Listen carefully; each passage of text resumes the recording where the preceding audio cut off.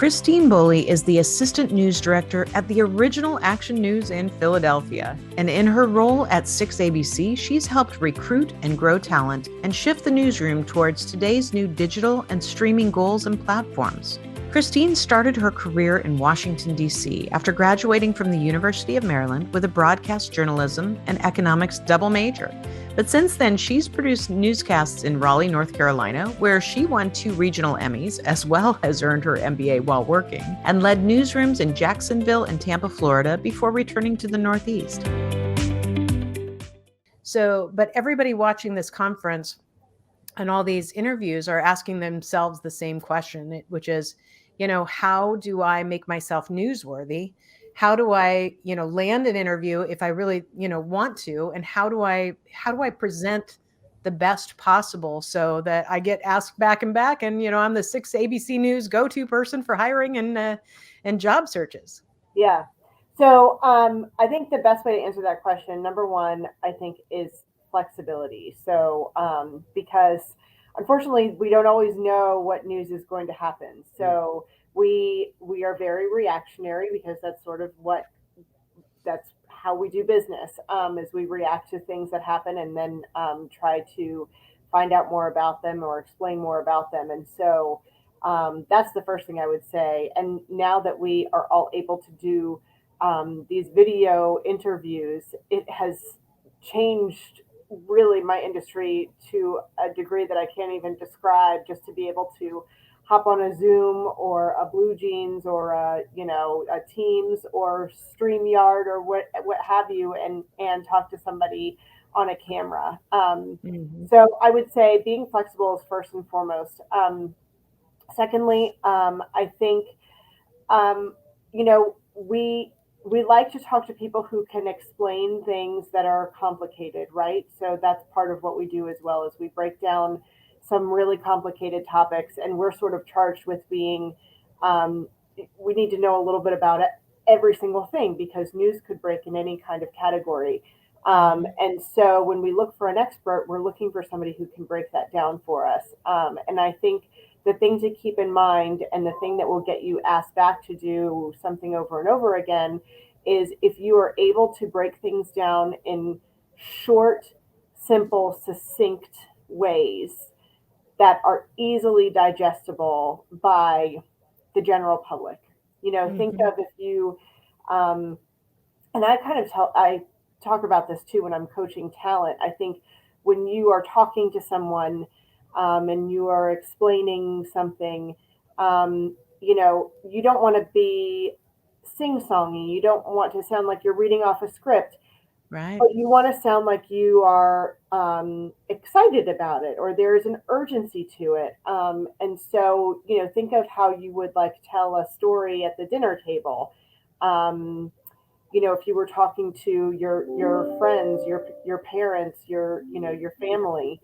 And I think being able to make something that is very high level, understandable for anyone. So if you're talking to, one of your family members who doesn't have any expertise, how would you explain it to them simply?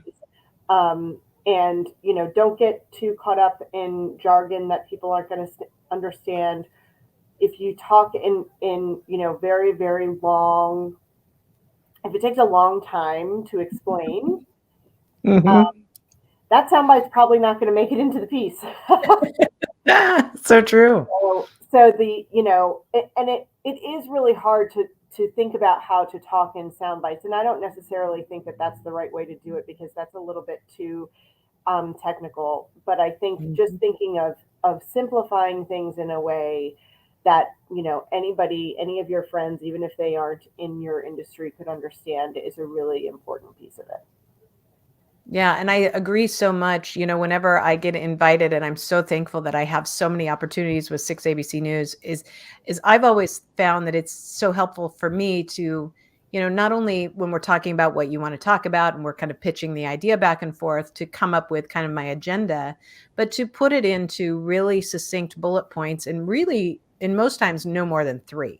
Yep. Depending on what it is, it might be 5, but a lot of times on my longer videos that I might do, I might have my top 10 tips, But for the news broadcast, I'm going to give the top three because, you know, you want to hit what's most important. You don't want to get people to, you don't want to lose them, and you want it to hit them home so that they remember it and keep listening to more of the information. Yeah, and people, I mean, listen, I have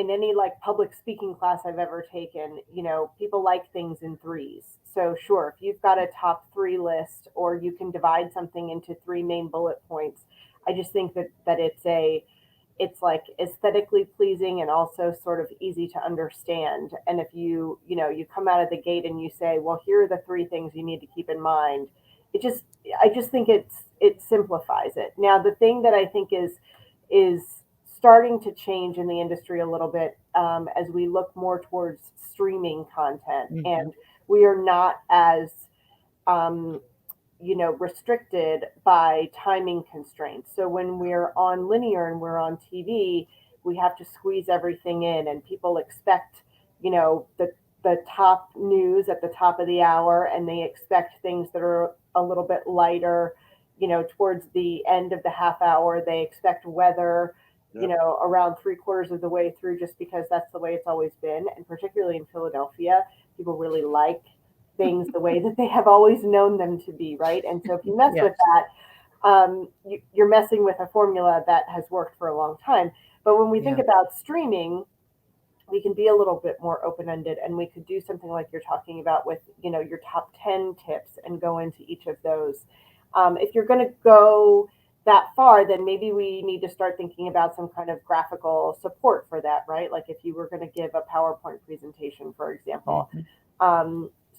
But we are looking for those opportunities too when we do a story that ends up on TV. The story that gets cut into a package and edited with sound bites and such.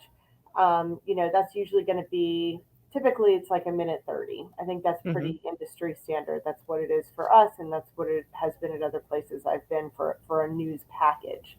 But we can go 10 minutes, say, and do an interview for our streaming platforms, and say, we didn't get to everything here, but check this out on our other platform. And when you have time, so it's not a live newscast that it's like, you have to Mm-hmm. be there at this certain time. When it is convenient for you, this extra resource is there for you. It's kind of like a new way to think about a digital platform that is adding, but it's a video that people seem to be interested in going to, particularly for topics that are like when we first spoke and we started doing the job workforce type stories, because Mm-hmm. there were so many things that had changed. COVID just turned employment upside down, and so we did a whole separate kind of shelf on our CTV platforms with that information. So I think that's sort of something else to sort of frame your mind around, that is, it's changing in our industry, and it's another shelf that we're thinking of. How do we put content there, and what kind of content works? And we're really Yeah. even just learning that still, and looking at the research and seeing what do people really like.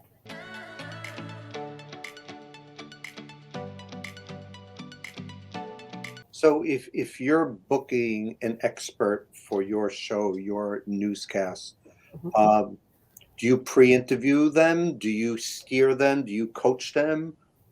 What you need to say? So I don't want to coach anyone, because I don't want to tell them what we want them to say. I want them to say what they know. So a pre-interview is good, because a pre-interview will tell me, is this person going to work, and be, like we talked about, understandable, simple, not too long-winded. Do they know enough about the topics that we need to get to? Um, the other thing my reporters need to be prepared for is, maybe this expert will make news by something they say. Maybe they will Mm-hmm. say something that we haven't heard before. Well, Um, you know, in which case, then that becomes a whole other animal. But yes, I would encourage all of my reporters, or if it's the assignment desk, calling someone um, to do a pre-interview, so you sort of get a feel for what you're going to hear, because it also sort of helps you wrap your head around the story in advance. And maybe, sometimes it's hard to think of the right question in the moment.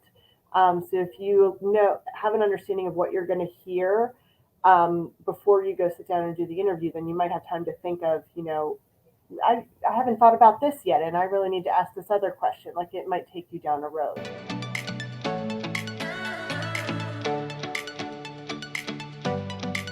So if a person wanted to be on your show, or you have multiple shows there, um, how do they approach you? How do they get in? Like 20 years ago, my wife was an associate producer on Good Morning America. And back in those days, she said you couldn't Google search all the different things. You went through magazine articles and newspaper clippings. And I think she said something like LexisNexis. Is that Yep. something? Oh Hmm. boy, that's Um, going back. Right, but that's how they used to find the experts and stuff. Or, someone's in the news if they're talking about a certain tragedy or something, and they find the expert and then they pre-interview them and all that. So is that still the same way? Is there another way? What's if I want to be an expert or I want to be a guest on your show, what's the best way to get your eyes?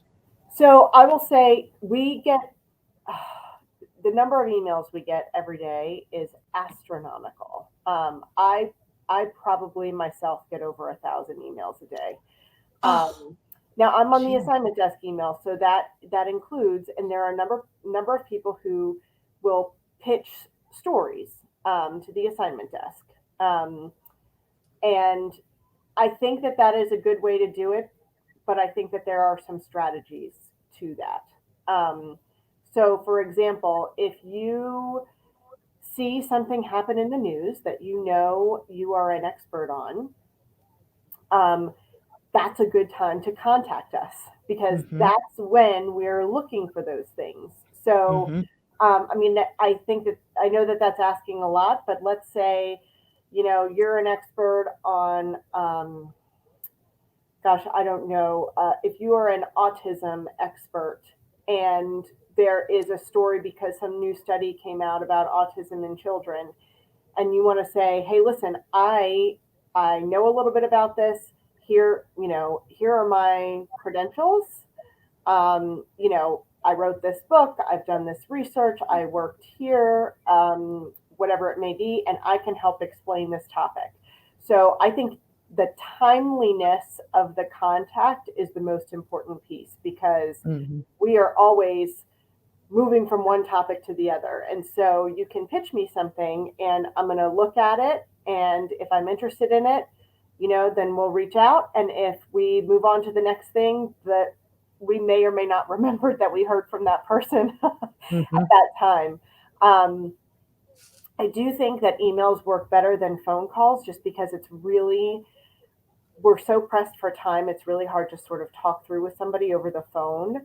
Yep. Um, but I also see some other, like, communications that are sort of emerging, that may be a way to contact us down the road. A lot of newsrooms use Slack.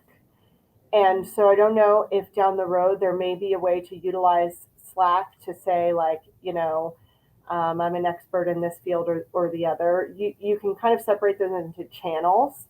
And so that may be one way to do it down the road. And then the other thing I think is social media as well. I mean, we're always um, checking those sources, and keeping an eye there, because that's also sort of where news pops up sometimes, right? Mhm. But I think the most important part of that, like I mentioned, is just make the contact at the time that the thing is happening. And then our ears will perk up. So it's interesting. I'm a stage manager, so I don't hire and I don't book and I don't get guests and stories. But because I've been in the business, I made a lot of friends. A lot of people send me pitches and they want me to pitch it to people at Good Morning America. Yeah. And one day I was at my computer in my little office and there was a producer next to me. And verbally was telling her about the pitch. And I said, what's the best way to do it as an email? She goes, Eddie, it has to be short. It has to be concise. Because we get 1,000 emails all the time. We can't go through a big, long email. No. So my question is, what's the best email pitches you've seen? And then let's say I do have a bio. Do you want me to copy paste my paragraph there? Or do you want me to have a link to my bio to my website? Because I was kind of told as many links as there are, like people don't want to deal with that. They want to just see it. So I would say whatever is in the top of your email is probably what's going to get read. Anything that you have to scroll down for is not going to get read. Now, some of that stuff I would say, I think the pitch and the important part needs to be at the top. Right. So like the way we think about it in news is give me the headline. Tell me what the headline is. What's going to be the headline of the digital post, or what's going to be the banner underneath the story? So if you say, autism study shows it can be cured, wow. Then I'm like, oh, well, that is interesting. How does that work? Then you open it up, it says, just kidding. Yeah, right. So, but then you've got me enough to get me to scroll or click a link or look and say, okay, who is this person? And then I'll say, like, wait a second, what are they really talking about here? And do they have the credentials for this kind of thing? But that I think is that if you give me the headline, the other thing to think about too, if you're pitching TV in particular is, so we are also always interested in not just expert sound, but like people who are impacted. So for example, if we're talking about this said story that I'm making up, if you are a doctor and you have a parent with a child who has gone through this, please connect us with that person too. Right. That would be super helpful. And the other thing we're always looking for is video or visuals. It's not the same as doing a radio story where they're going to want nat sound, or a newspaper story where they might just want a still shot or two. We've got to be able to tell the story visually somehow. And so if there is some kind of video that goes with it, for example, graphics would be helpful, but that's something that we can do ourselves. That's sort of manufactured. But the thing we can't manufacture is if we are talking about would be a very featurey story, but some new dance craze that's all over TikTok. If there's a whole bunch of TikTok videos that go with it, and you can help point us to those, right, then it just makes it even more attractive. Right. That makes a lot of sense. So like, even I'm thinking we've got a lot of fitness experts that are, watching. So instead of just saying, hey, I've got the best new ab workout, you say, my new ab workout helped my top client shed 35 pounds in time for her son's wedding. Wait, this is me in my dream. I'm in a dream zone right now. Yes, exactly. But yes, so you're telling me you're the expert and you can connect me with somebody who is impacted. Makes sense. You're giving me the whole package in one-stop shopping. Yeah. Smart. Good. Excellent. Yeah. Eddie, those are excellent questions. I'm like, why didn't I think of those questions? And those were great answers, Christine. Thank you. Good. I'm glad I'm helping. I can't wait to see these pitches.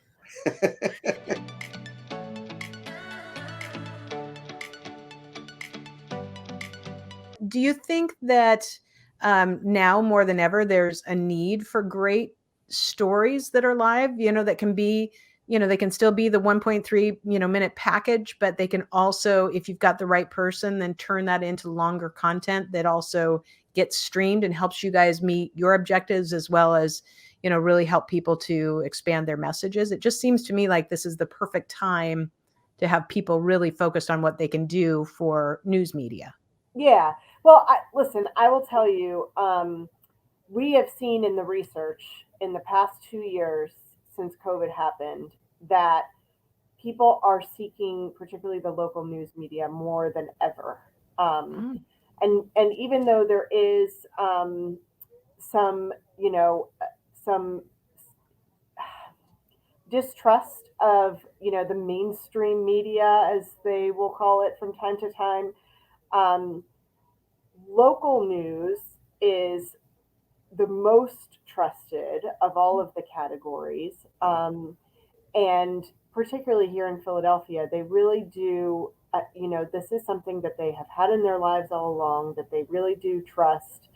And I think you're 100% right when you say now more than ever is the time that people want to see stories and need to see, they need to know what's happening in the world, right? Because where does this pandemic stand? It could change, on a dime. We all came out of the holidays and all of a sudden we were like back in March 2020. No So kidding. we need it, number one.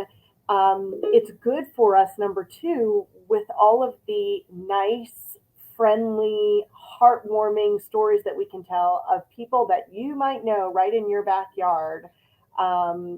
People who are doing great things. I mean, we really focused on franchises like Philly Proud and Hometown Heroes, and we're really going out of our way to tell those kind of stories too, because I think it is just good for the soul. Yeah. It's good for all of us. And the other part too is, we are very big at the Walt Disney Company on diversity and inclusion, and so showing stories from a number of different backgrounds, representation matters, and so we've made a concerted effort. There are so many different sort of micro communities in and around Philadelphia, and they all have really unique stories to tell. So how do we get to those, and how do we sort of elevate those voices? So, there's an effort, from all the way to the top to, the people who are writing the scripts, to the people out in the field, to sort of find those stories and elevate them, because it's something that we, are making a priority day in and day out and talking about now. So, the short answer, which I encouraged everyone to do in the beginning, I realized the short answer is yes. We need stories. It helps us connect with each other, especially when we are so far away all the time, it seems, and not able to do, as much traveling and such as we once did. It's good to feel that, there are other people out there that are doing great things and experiencing what we're experiencing. I think it's important for all of us. So for people that are watching this right now and they have a story, or they're an expert, or somehow they want to reach you via email. So is there a general email box that it goes to? Are there people's names? Like, how could we reach you if we want to get on your TV station? Yeah, so the 6ABC news desk is the best email address to send an email to, because so that news desk is where the the the vast majority of the emails that I get are coming from when they come to me. But the nice thing is they're going to a number of people in the newsroom. So that means you're getting a lot of eyes on it all at once. And so if somebody skips past it and says, I'm not interested in this, all you really need is one or two people to say, oh, this is interesting. And maybe they'll bring it up in one of our meetings. But we want to be able to tell people, just whatever you have, send it to this place, then it exists. And if somebody out here is interested in it, then they can pitch it in a meeting, and we'll see where it takes us. Awesome. Beautiful. We'll pop that up on the screen once we get it, so people who watch it will be able to see it. And I think that's really, really smart on a number of levels, because number one, that it doesn't, I mean, it sounds like your email's already getting overwhelmed. I can't even imagine 1,000. I get about 150 a day, and that makes me have a panic attack. But your point is also really solid, that there's several people's eyes on it. So just because it doesn't get glanced by one doesn't mean it won't speak to somebody else. But you also made another point that I think is really important. That is, if you really have a valuable story or information or expertise, don't give up just because your first pitch never went anywhere. Yeah. And that is something that I have to teach even to my younger reporters and producers, or people who are less experienced, or maybe they just moved here and it's a big market for the first time. I pitch stuff all the time that that we don't end up doing. It shouldn't. Don't let it, hurt you just because it doesn't get picked up. Right. I would keep trying. I mean, it's like sales. You just got to make one sale out of all the people in the newsroom, one sale, and maybe that'll be the thing that does it. So yeah, just because one pitch doesn't work, it could be. Listen, on that one day, if it's a day that we have a whole bunch of breaking news, there's tons when we get great stories that come in during those days, and we never even get to see the light of day because they came in when we were slamming on something else. Right. So, Yeah. send it again the next day. Like I said, timing is, I think, the number one most important thing in what makes us decide to choose one thing or another, because it depends on what is happening at that moment. Right. Yeah, absolutely. I always think about the people that are booked like on Good Morning America on days when another part of the country, has a major snowstorm. And then, then the second hour of Good Morning America never plays in that, whatever market, because all you do is Yeah, see the that's weather pretty people. bad. It happens.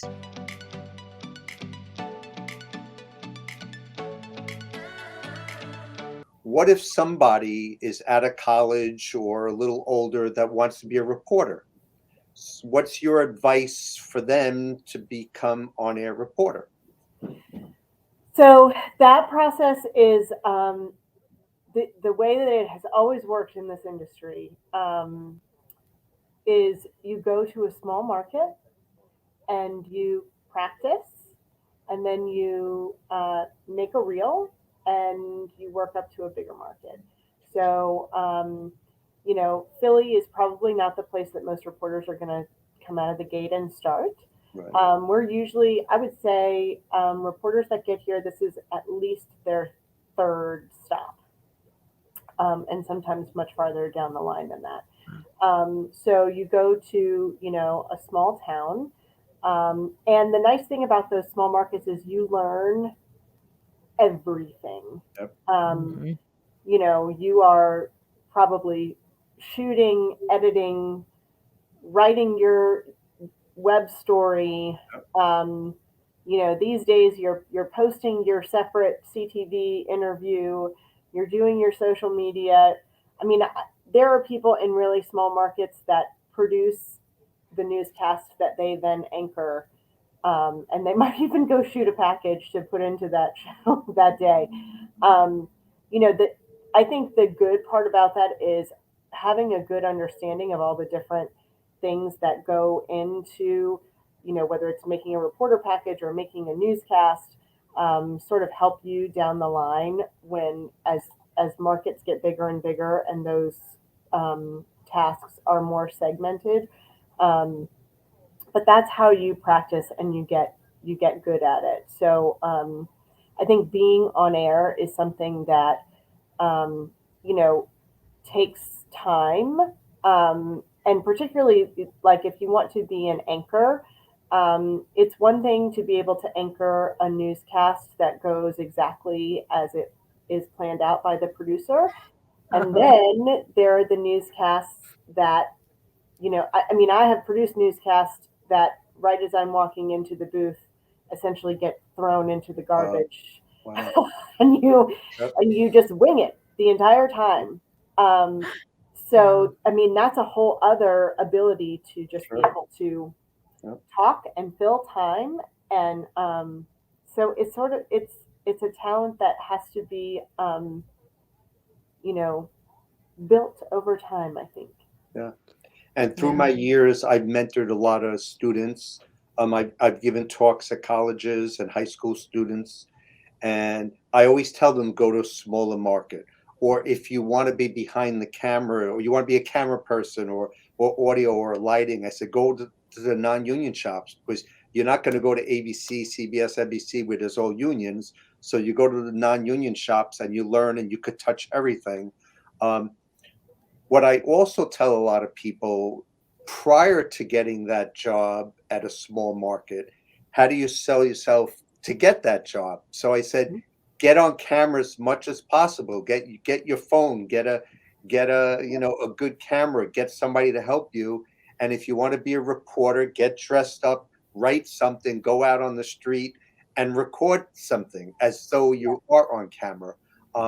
We've had the fortunate pleasure, or not we, but other people that have been interns on Good Morning America. In conversations, they would say that they want to be on camera. So I say, talk to the director. I said, a lot of times we're on break. They'll set you a time. They'll put you on the set. They'll give you a teleprompter. They'll light you up and you can make a reel. And we've had many interns do that. And we as the crew, we like the interns and we want to help them. And everybody in the crew is encouraging them. We had Sam Champion's meteorologists that wanted to be on camera. So a lot of times when Sam was gone and it's the end of the shift, he would go on camera and he would do the same weathercast that Sam Champion did because all the graphics were there and he put his suit and tie on. And then everybody gives him his input. He has a reel. So a lot of that. Yeah. Stuff. I think, being willing to sort of do all those things and take any opportunity, whether it's in school or doing your own thing on YouTube now or what have you, because you're right, you just got to get on camera, and let somebody see you and say, I think that person can probably do this. Right. And then when you get there, I think just be open to anything. Yes. Learn. My first job, I was floor directing and running teleprompter. And in DC, there were a lot of things that were union at that time. But I was allowed to touch the graphics, which at that time it was called the Chiron. Yep. And so I just, in my downtime, I learned how to run Chiron, and then I was filling it on Chiron. I just think this business is one of those that is just built for that because there's so many different little things you can learn and test out, see if it's what you like or if it's what you don't like. And also, and I talked about this before in the very beginning when we talked about the experts and how to get them on the air, be flexible. Yes. Understand news is a 24/7 business.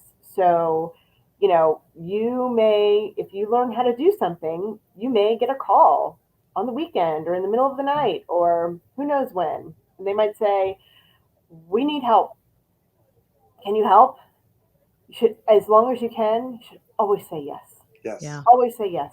Take the opportunity. I mean, that's how some people have started their on-air careers because they were the producer and the anchor didn't show up. And so somebody had to do it, Yeah. When that opportunity comes along, man, you just gotta take it. So true. I was just going to say that earlier. You mentioned be flexible and say yes. And even though I'm not an on-camera person, back in my early days of my career as a freelance stage manager, I would get a call. And in those days, it was a pager. So I'd get the pager and then I would have to call. So, but if I wasn't available, I would say, I'm sorry, I'm not available, but here's 3 other people's names. Sure. And that person that was trying to book me, I made their life so much easier because I gave them 3 other names. Now, even if that person that got hired did a great job, that booker would still book me because I helped them out. Now, I don't know if that works with experts and stuff. If you say no, and then it's like, okay, you're done. I'm going to find someone else. I'm not sure about that, but yes. If you say, but I know this person or this person, I mean, I think that's great. It helps because that's the next thing I'm going to have to do then, right? If I'm trying to book you and you're not available, but you point me in the right direction, then you have saved me a step.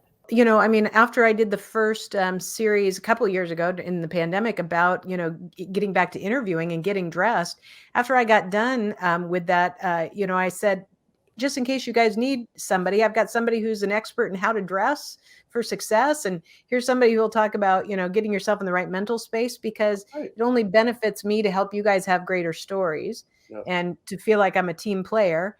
And plus that those people you recommended, Eddie, or anybody that I recommend, next thing they're going to remember that you did that for them as well. Mm-hmm. And all those things, I think, come back to help you when you do it with the right mindset. Exactly. That's what I was going to even mention too, is I just think in a professional lifestyle, when you are trying to network, and I took a networking class when I was getting my MBA. But what we talked about was networking is not about, you know, your mom or dad or your best friend. Networking is about your short connections, your like almost like distant connection friends. I keep wanting to say accomplices, and that's not the right word. Acquaintances. That's the word I'm looking for. But perhaps they are your accomplice in building your career. But your acquaintances are the people who you do a favor for them, they do a favor for you. And so the more favors you rack up doing for others, the more favors you should have in return. And, you know, I've always thought about my career that way, not just for people outside of my work, but in my workplace too. Like, hey, I'll help you out, you help me out, and, you know, we'll all get the best products together. But I just think it's a great way to just sort of go down a career path and maybe end up, you know, somebody might reach out to you with an opportunity that you never expected. But, you know, putting yourself out there and making sure they know you are that kind of person that's always looking to help, just, you know, it shines the light on you, I think. Oh, Christine, I could talk to you forever because I usually, when we've been doing these, I haven't been taking notes, but I kept pulling pieces of paper to take every note that I could take. So there you go. Fantastic info. I cannot thank you enough. You have brought so much incredible value to this. It is blowing my mind. Thank you not only for all that, but for taking all this time with us. I am so grateful. I really appreciate you guys inviting me, and I'm happy to help when I can. Thank you. Keep me in mind. Great job. Bye, guys. Awesome.